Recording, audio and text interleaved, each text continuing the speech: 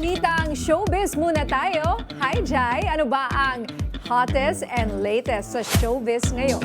Hello, Miss Nina and Sir Jack at sa lahat ng ating mga kaarangkada. Heto na nga ang latest na umaarangkadang showbiz balita.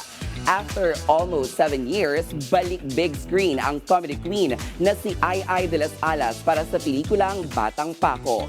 Bilang matagal na nga sa industriya, ano pa nga ba ang makakapagpa-say yes kay Ai Ai para muling gumawa ng project? At say nga nito na hanggang daw sa ngayon, siya pa rin ang binansagang comedy queen. Ang lahat ng detalye dito lang sa Joy Hot Exclusive!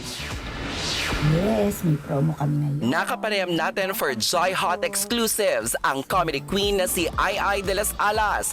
Agad na hiningan natin siya ng masasabi sa biglang muling pagtitrending ng theme song ng iconic movie niyang Ang Tanging Ina. Gulat talaga. Kaya nga sabi ko sa'yo yung how God works in mysterious ways. Hindi ko talaga alam bakit. Una, bakit siya biglang nag-trending. Pangalawa, ano po ba to? Parang timely.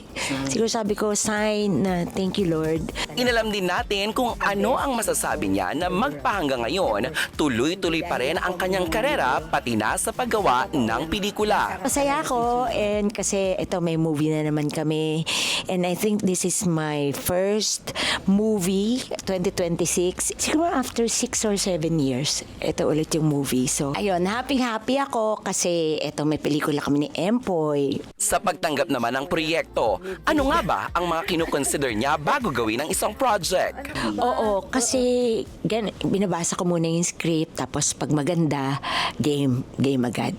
It doesn't matter kung if it's indie film or yung pang-regular run na malaking movie. Pag nagustuhan ko and tinatanggap ko siya yung ginagawa ko. Magpahanggang ngayon, siya pa rin ang tinatawag na comedy queen.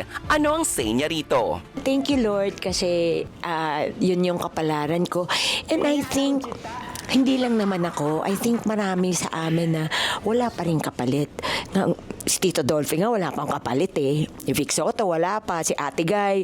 Lahat ng malalaking big stars. Sina Ate V, sina Maricel Soriano, Sharon Cuneta. Wala namang papalit dyan eh. Meron tayong kanya-kanyang kapalaran na binigay ng Diyos para sa atin na ito para sa'yo, ito para sa'yo.